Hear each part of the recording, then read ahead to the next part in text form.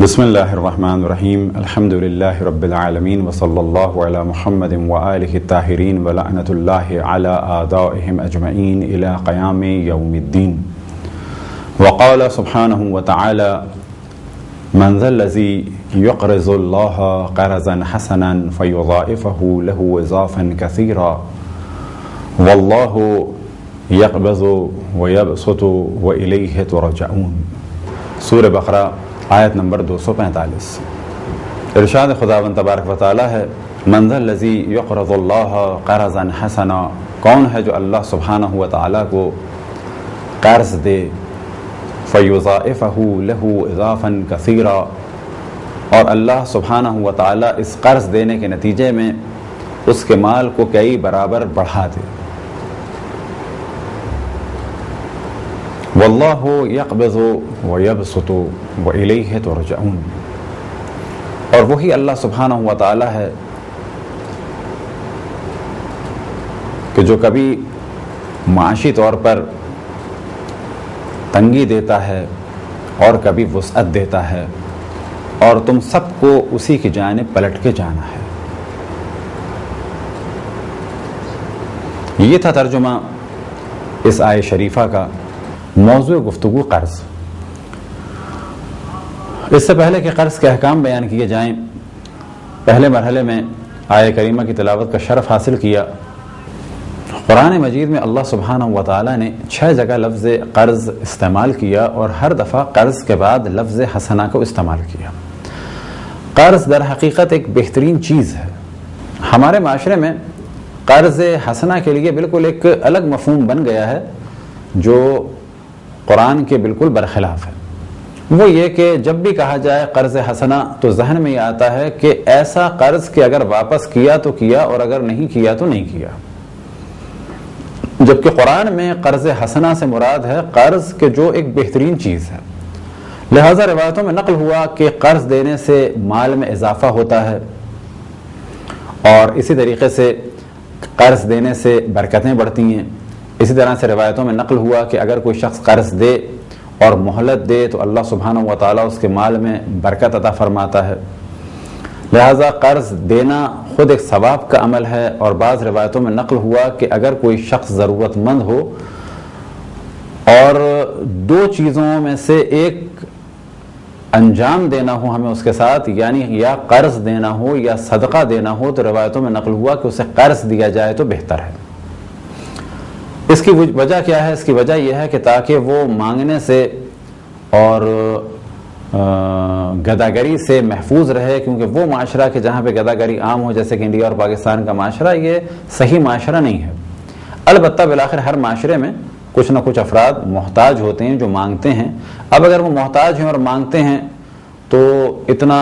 سخت موضوع نہیں ہے، بلکہ ان کی مدد ہونی چاہیے، ان کے لیے ڈونیشن کا سلسلہ ہونا چاہیے۔ لیکن ایک طبقہ پورا مانگنے میں لگ جائے،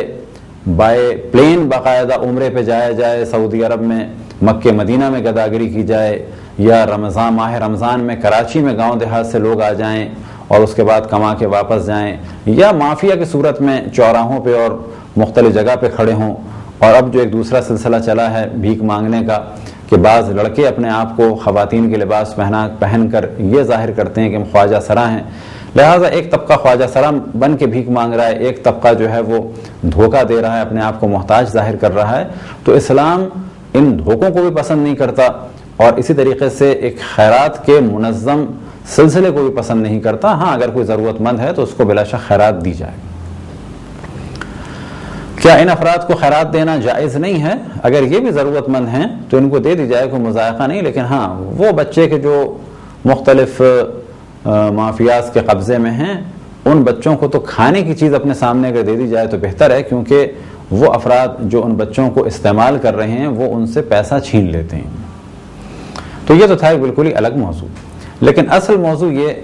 کہ جسے ہم نے اس وقت ڈسکس کیا، قرض کو حسنہ کہا گیا ہے قرآن اور روایات میں، لیکن قرض حسنہ کے وہ معنی کہ جو ہمارے معاشرے میں ہیں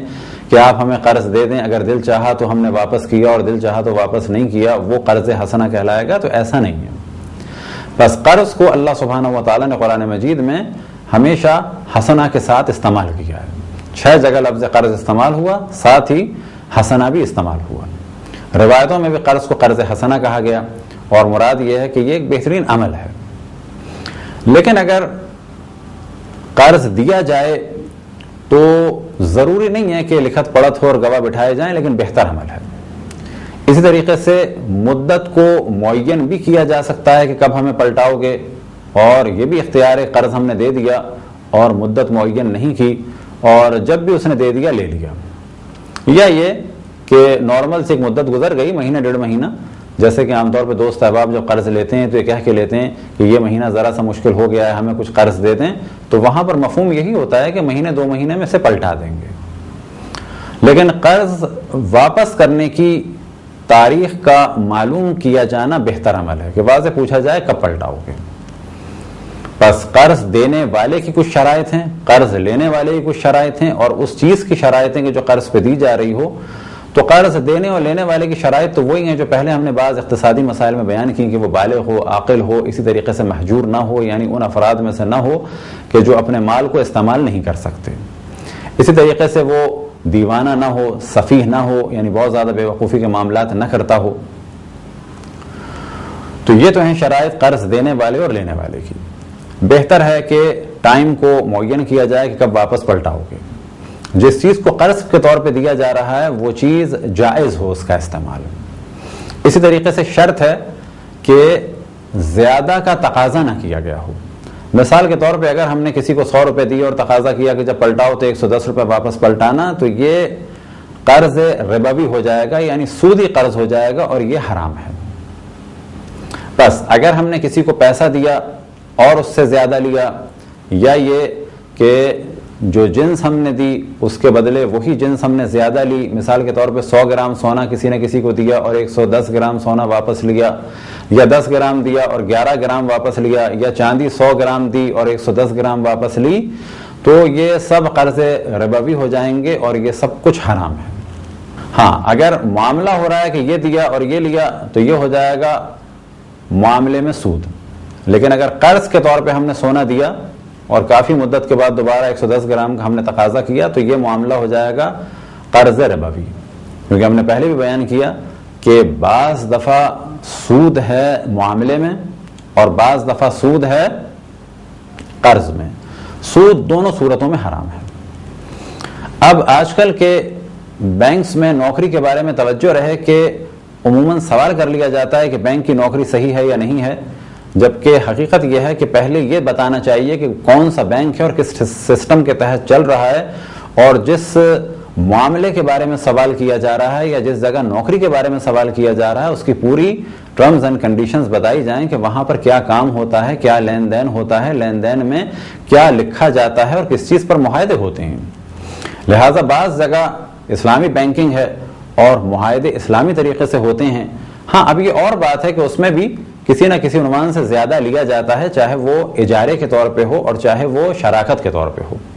یہ معاملہ بالکل الگ ہے. اگر اللہ سبحانہ و تعالیٰ نے توفیق عطا فرمائی تو بینکنگ کے موضوع میں اس کو تفصیل سے ڈسکس کیا جائے گا، لیکن اس وقت ہمارا موضوع ہے اسپیشلی صرف اور صرف قرض کے بارے میں.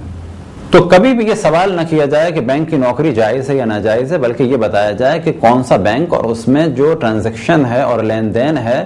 وہ کس بنیاد پہ ہو رہی ہے، اور پیسہ لینے والا اور دینے والا جو کاغذات بھر رہا ہے ان کاغذات میں الفاظ کیا استعمال ہو رہے ہیں، اور جو پیسہ مل رہا ہے وہ ایک ہی رقم ہے، معین ہے یا الگ الگ ہے. تو یہ ساری چیزیں بتانی ہوں گی، تو اس کے بعد مجتہد کی جانب سے صحیح جواب آئے گا کہ یہ نوکری صحیح ہے یا نہیں ہے. اب عام طور پہ لکھ دیا جاتا ہے کہ سودی بینکوں میں نوکری جائز ہے یا ناجائز ہے، تو جواب یہی آئے گا کہ ناجائز ہے. البتہ نوکریاں 2 قسم کی ہیں بینک کے حوالے سے. وہ نوکری کہ جس کا ڈائریکٹ تعلق ہو سود سے وہ جائز نہیں ہے، چاہے وہ کوئی بھی ہو. اور باقی رہ گیا موضوع ایسا کہ جو ایسی نوکری ہو جیسے کہ کمپیوٹر کا مسئلہ ہو گیا، صفائی کا، ستھرائی کا، چوکیداری کا، یا بعض چیزوں کی مینٹیننس کا، مثال کے طور پہ لفٹ کی مینٹیننس ہے، یا پودے کرائے پہ دینے کا سلسلہ ہے، گرینری کا موضوع ہے. بہت سارے الگ الگ شعبے ہیں.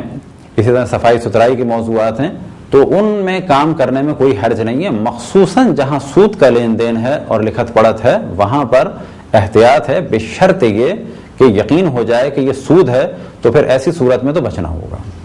لیکن اگر سود کا یقین نہیں ہے تو بھی بہتر ہے کہ بچا جائے جب تک کہ یقین نہ ہو جائے کہ یہ سود سے پاک ہے اور اگر یقین ہو جائے کہ سودی معاملہ ہے تو ایسی صورت میں بچنا چاہیے، یا پھر ایسے شعبے میں ٹرانسفر کی کوشش کرنی چاہیے کہ جہاں پر سود سے بچا جا سکے۔ قرض کے لیے صیغے کی ضرورت نہیں ہے، فقط یہ کہ لکھت پڑھت ہو گئی، یا اگر کہہ بھی دیا صیغہ کہ میں نے تمہیں قرض دیا، اس نے کہا کہ میں نے قبول کیا، تو یہ بھی کافی ہے۔ لیکن اگر کسی نے کہا کہ مجھے قرض دے دو اور ہم نے اس طرح سے پیسے سامنے رکھ دیے تو یہ بھی کافی ہے۔ لیکن آج کل کے جدید دور میں جب کوئی بڑا معاملہ کیا جائے تو کوشش کی جائے کہ لکھا جائے، گواہ بٹھائے جائیں، اور جس ملک میں بھی ہوں اسی کے اعتبار سے قانونی کارروائی کی جائے تاکہ بعد میں کسی قسم کے دھوکے کا سلسلہ نہ ہو۔ جیسا کہ ابھی خدمت میں عرض کیا کہ قرض لیتے وقت اور قرض دیتے وقت گو کہ واجب نہیں ہے کہ وقت کو معین کیا جائے کہ کب قرض واپس کیا جائے گا، لیکن بہتر ہے کہ مدت کو معین کیا جائے، کوئی وقت معین کیا جائے کہ اس دن اس تاریخ کو قرض واپس کر دوں گا، یا یہ کہ اس پورے مہینے میں یا فلاں پورے مہینے میں قرض کو واپس کر دوں گا۔ اب سوال یہ پیدا ہوتا ہے کہ اگر کوئی قرض دے اور ایک وقت معین ہو جائے تو کیا وہ اس وقت سے پہلے طلب کر سکتا ہے؟ تو جواب یہ ہے کہ اگر وقت معین ہوا ہے تو اس سے پہلے طلب نہیں کر سکتا، لیکن اگر ضرورت پیش آ گئی تو وہ اس کو خبر دے سکتا ہے کہ میں نے تمہیں قرض دیا تھا، گو کہ 1 مہینے بعد اس کی تاریخ ہے لیکن مجھے ایک مشکل آ گئی ہے، اگر ہو سکے تو دے دو۔ تو یہاں پر قرض دینے والا پریشرائز نہیں کر سکتا لیکن اپنی پرابلم کو اس سے ڈسکس کر سکتا ہے، اور جس نے قرض لیا ہے اس پر بھی لازم نہیں ہے کہ وہ دے، لیکن اگر اس کے پاس ہے تو جس طرح سے اس نے قرض دیا اور اس کے پرابلم کو سالو کیا، اسی طریقے سے یہ بھی وقت سے پہلے اگر اسے واپس کر دے تو اس کے لیے بہتر ہے۔ اب سوال یہ پیدا ہوتا ہے کہ یہاں تو قرض دینے والے نے مانگا، اگر قرض لینے والا وقت سے پہلے پیسے واپس کر دے تو کیا حکم ہے؟ یعنی ہم نے کسی کو پیسے دیے اور کہا کہ یہ 6 مہینے بعد واپس کرنا، اور وہ 2-4 دن میں واپس کرنے آ گیا، تو یہاں پر احتیاط یہ ہے کہ اس سے قرض واپس لے لیا جائے۔ لیکن فرض یہ کریں کہ مدت ہم نے معین کی تھی اور اس سے پہلے قرض لینا ہمارے لیے مشکل ہے۔ مثال کے طور پہ ہم کہیں جا چکے ہیں اور ہم نے اسے پیسے دیے تھے اور ہم نے اس سے کہا تھا کہ جب میں واپس آؤں گا 2 مہینے بعد تو اس وقت تم سے پیسے لوں گا۔ اب وہ شخص کہتا ہے کہ آپ پیسے لے لیں، اور ہم یہ جانتے ہیں کہ اس وقت اگر اس سے پیسے لیے کسی کے پاس رکھوائے تو وہ پیسے ضائع ہو جائیں گے، تو ہم نے اسے قرض دیا اس کے پرابلم کو سالو کرنے کے لیے، اور ڈیٹ معین کی تھی فرض کریں 2 یا 3 مہینے کے بعد، کیونکہ یہ پیسے ہم نے رکھے تھے 2 مہینے بعد ایک خاص کام کے لیے، اسے ہم نے دے دیے کہ جب 2 مہینے بعد اس کام کی ہمیں ضرورت پڑے گی تو ہمارا ہاتھ خالی نہ ہو، لہٰذا اسے ہم نے پیسے دیے کہ تم ہمیں اس تاریخ کو دے دینا۔ مثال کے طور پہ اگر اس وقت جنوری چل رہا ہے تو ہم نے اسے کہا کہ 1 مارچ کو پیسے ہمیں دے دینا، کیونکہ 5 مارچ سے فرض یہ کریں کہ بچوں کے سیمسٹر کے پیسے دینے تھے، تو ہم نے یہ پیسے اسے دیے تاکہ اس کی پرابلم بھی سالو ہو جائیں، اور اگر اس دوران ہمارے ہاتھ میں رہے تو ممکن ہے کہیں خرچ نہ ہو جائیں یا کوئی اور ہم سے لے نہ لے، تو ہم نے اسے دیے کہ 1 مارچ کو دے دینا، اور اب وہ 1 مارچ کے بجائے پہلے دے رہا ہے، اور ہم یہ جانتے ہیں کہ اس وقت یہ پیسے ہم سے ضائع ہو جائیں گے یا کوئی اور پرابلم ہو جائے گا یا کوئی اور ہم سے لے لے گا۔ مثال کے طور پہ اس شخص پر ہمیں اعتماد ہے، یہ تو ہمیں واپس دے دے گا 1 مارچ کو اور ہمیں پہلے ہی دے رہا ہے، لیکن وہ دوسرا شخص جو ہمارے عزیز یا رشتہ داروں میں سے ہے اور اسے جب پتہ چلے گا کہ اس وقت ہمارے پاس پیسے ہیں تو وہ ہم سے لے لیں گے، اور وہ شاید ہمیں جلدی نہ دے سکیں اور ہمارے بچے کے سیمسٹر کی فیس میں پرابلم ہوگا۔ تو ایسی صورت میں قرض دینے والے پر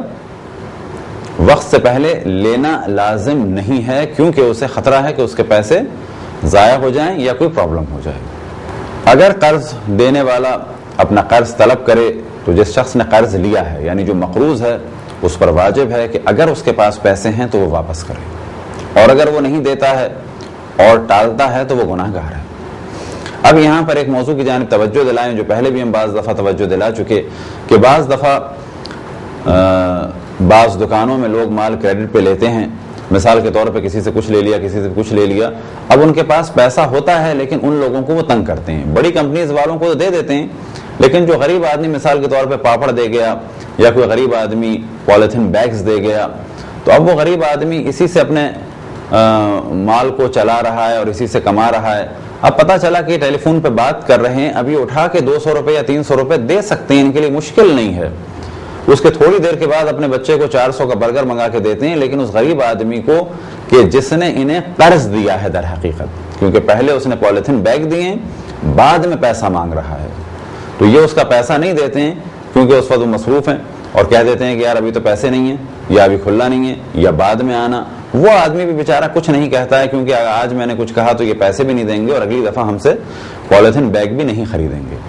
تو یہ دیکھنے میں آیا ہے بہت زیادہ کہ جن کا بزنس ہے وہ لوگوں کے پیسے مار کے بیٹھتے ہیں, خصوصاً غریبوں کے.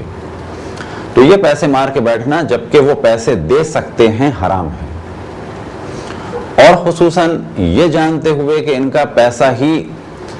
اگر ختم ہو گیا تو یہ کس طرح سے بزنس کریں گے. آج اگر میں ان کو اس کے 2000 یا 1000 جو بھی ادھارے دے دوں, پھر وہ دوسرا دکاندار ہے اسے بھی سمجھاؤں وہ بھی دے دے, تو اس کے ہاتھ میں 10,000 روپے ہوں گے, اور 10,000 کے پولیتھین بیگ خریدے گا بیچے گا تو اس کا گھر کا خرچہ اچھا چلے گا. لیکن ہم سب اگر اس کے 1000 روپے رکھ لیں گے تو آخر میں کیا ہوگا, کوئی آدمی اسے 200 روپے دے گا کہ ہاں بھائی یہ رکھ لو 1000 میں سے 200 روپے, تو یہ آج جائے گا 2000 کا کھانا کھا لے گا, پہلے بچوں کو کھانا کھلانا ہے, تو اس کا اصل سرمایہ جو ہے وہ ختم ہو جائے گا. تو ایسی صورت میں ہم بعض دفعہ یہ سمجھتے ہیں کہ ہم نے ظلم نہیں کیا, لیکن در حقیقت ہم نے کسی غریب آدمی کو فقیر بنا دیا, اور اس کا نتیجہ زندگی میں کبھی نہ کبھی ضرور ظاہر ہوتا ہے. بعض لوگ کہتے ہیں کہ ہم نے کبھی کسی کے ساتھ برا نہیں کیا, لیکن اگر وہ دیکھیں تو انہوں نے بہت سارے لوگوں کے ساتھ برا کیا, ان کا مال کھائے بیٹھے ہیں, ان کی زندگی کو ڈسٹرب کر دیا ہے, انہیں وہ ذلیل کر رہے ہیں, خوار کر رہے ہیں. تو ان چیزوں کے نتائج ان کی زندگی میں ظاہر تو ہوں گے, تو لہٰذا جتنا جلد ہو سکے حقدار کو اس کا حق دیں. اگر قرض لینے والا اتنا زیادہ مالی طور پہ پریشان ہو جائے کہ اس کے پاس کچھ نہ بچے, اگر اس کے بعد کوئی زمین ہے, جائیداد ہے, تو وہ اس کو بیچ کے دے گا. لیکن اگر اس کے پاس ایک نارمل سا گھر ہے اس کی ضرورت کے مطابق اور اس کا سامان ہے, تو قرض لینے کے لیے ان چیزوں کو نہیں بیچا جائے گا. لیکن ہاں اگر گھر بہت بڑا ہے, مثال کے طور پہ 1000 گز کا گھر ہے, ضرورت نہیں ہے, اس کو سر چھپانے کے لیے ایک فلیٹ بھی کافی ہے, اور اس نے سینکڑوں لوگوں سے قرض لیے ہوئے ہیں کہ جو اس کے گھر کو بیچ کے ادا کیے جا سکتے ہیں. بس فرق یہ ہے کہ یہ در بدر نہیں ہوگا, بلکہ 1000 گز کی کوٹھی سے اٹھ کر ایک فلیٹ میں آ جائے گا, جس طرح سے پہلے فلیٹ میں رہتا تھا, یا جس طرح سے اور لوگ فلیٹ میں رہتے ہیں. اسے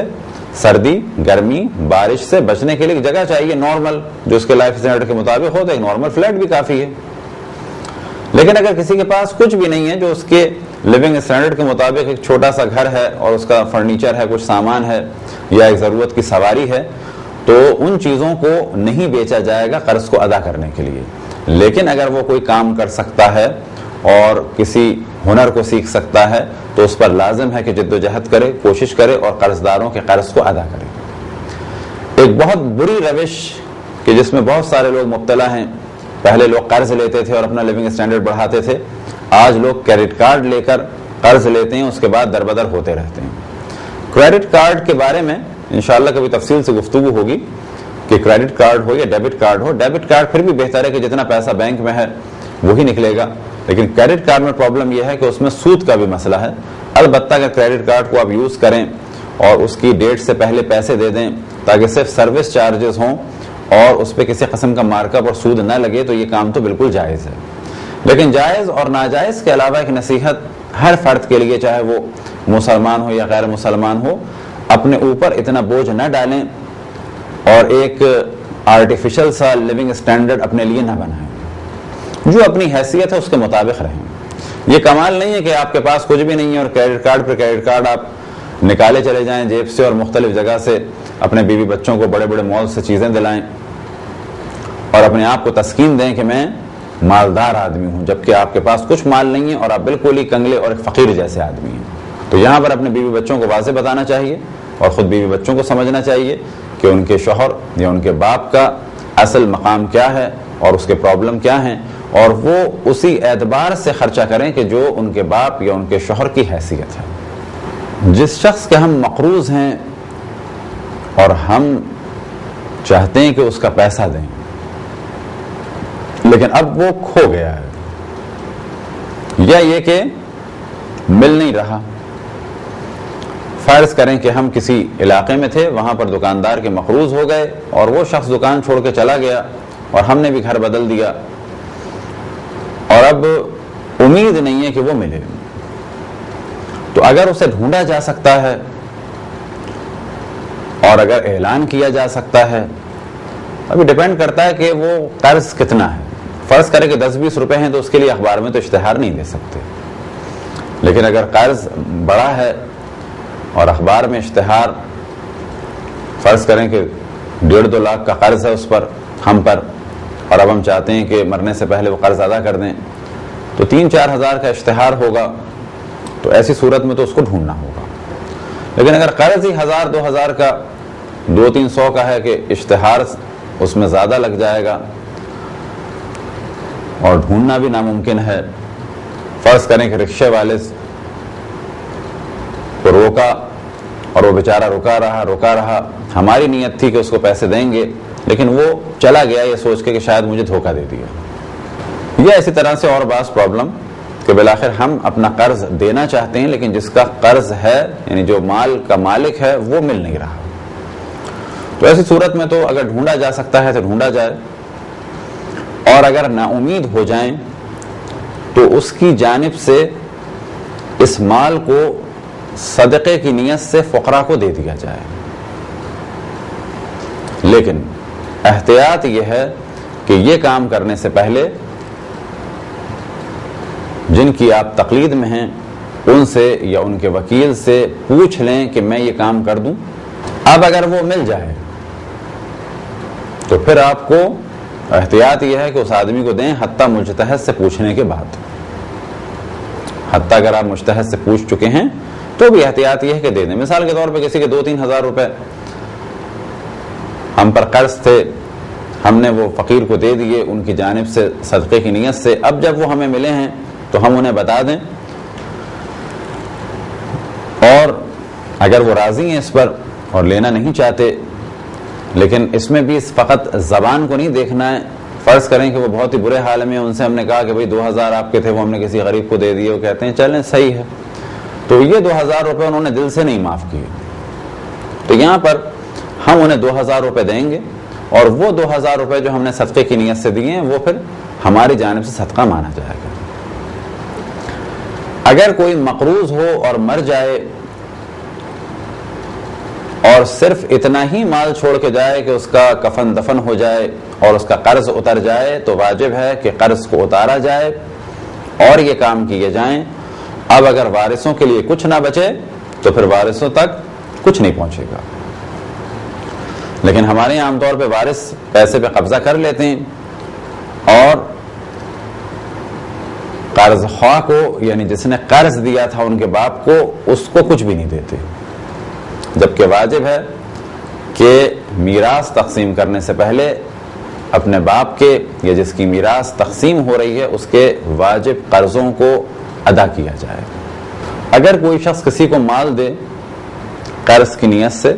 اور شرط یہ لگائے، مثال کے طور پہ میں تمہیں 100 روپے دے رہا ہوں، 101 یا 110 روپے یا 120 روپے مجھے واپس پلٹانا،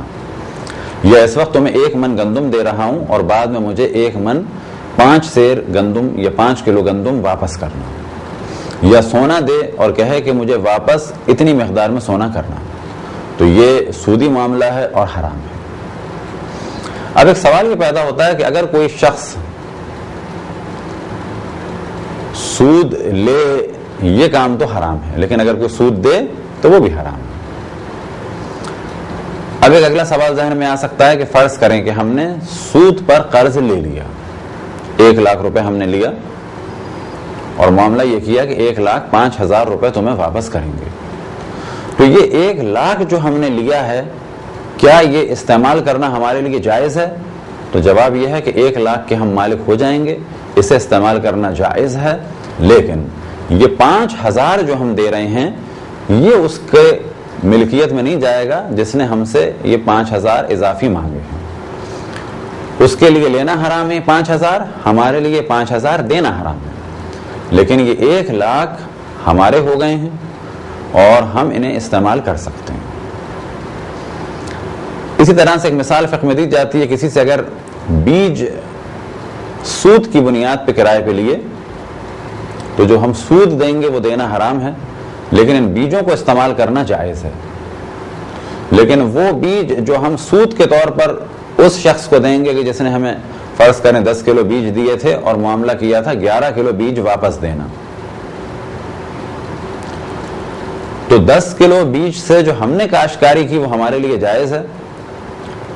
اور جب اسے ہم نے 11 کلو دیے تو 1 کلو جو اس نے اضافی لیا ہے اس کے لیے اس بیج کو استعمال کرنا جائز نہیں ہے، وہ سودی معاملہ، وہ سود کی چیز مانی جائے گی اور اس کے لیے حرام ہے۔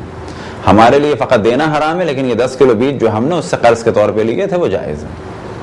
اگر ہم کسی کو پیسے دیں، مثال کے طور پہ ہم ملک سے باہر کسی کو پیسے دیتے ہیں کیونکہ ہمیں خطرہ ہے کہ راستے میں کھو جائیں گے، گر جائیں گے، کوئی پرابلم ہو جائے گا، کہ آج کل تو بینک کا سلسلہ ہے، لیکن فرض کریں کہ بینک کے ذریعے سے ہمارے لیے مشکل ہو رہا ہے اور ہم خود خوشی سے اس سے کہتے ہیں کہ مجھے میرے ملک میں جب یہ واپس دینا تو تھوڑے کم کر کے دے دینا، تو یہ کام جائز ہے۔ اور فقہ میں سے کہا جاتا ہے کہ ہم نے اپنے مال میں سے کیا کیا، خود اجازت دے دی، براعت کی۔ لیکن اگر ہم کسی کو قرض دیں، ہم نے یہاں کسی کو قرض دیا اور خود کہا کہ مجھے میرے شہر میں واپس کرنا، میں دے یہاں رہا ہوں، واپس مجھے وہاں کرنا، اور تھوڑے کم دے دینا بے شک، لیکن دینا وہاں پر، تو یہ تو جائز ہے۔ لیکن میں اگر کسی کو قرض دوں اور یہ کہوں کہ تم یہ میرے شہر میں مجھے واپس کرنا اور $1000 تو میں دے رہا ہوں، $1100 مجھے واپس کرنا،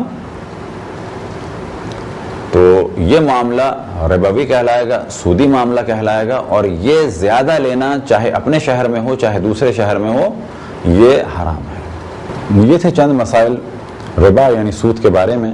انشاءاللہ تفصیل سے گفتگو بینکنگ کے مسائل میں دوبارہ ہوگی۔ فی الحال توضیح مسائل کی ترتیب سے جو ربا کا خاص موضوع تھا اور ربا کی ڈیفینیشن تھی اور ربا سے متعلق احکام تھے انہیں بیان کیا۔ البتہ جب بینکنگ سے ریلیٹڈ گفتگو ہوگی تو وہاں پر یہ ڈسکشن ہوگا کہ یہ والا معاملہ ربوی یعنی سودی ہے یا نہیں ہے، اور اگر سودی ہے تو حرام ہے، اور اگر سودی نہیں ہے تو جائز ہے، اور اگر سودی ہے تو کس طرح سے ہے اور کیوں ہے اور کس طریقے سے بچا جا سکتا ہے، یہ ڈسکشن بالکل الگ ہے۔ انشاءاللہ اگر اللہ سبحانہ و تعالی نے توفیق عطا فرمائی تو بینکنگ کے موضوع میں اس جانب توجہ دلائی جائے گی۔ خداوند تبارک و تعالیٰ سے دعا ہے کہ بحق محمد و آل محمد ہمیں اپنے رسول اپنی حجتوں خصوصاً امام زمان علیہ الصلوۃ والسلام کی معرفت اور اطاعت کی توفیق عطا فرمائے۔ وصلی اللہ علی محمد و آلہ الطاہرین۔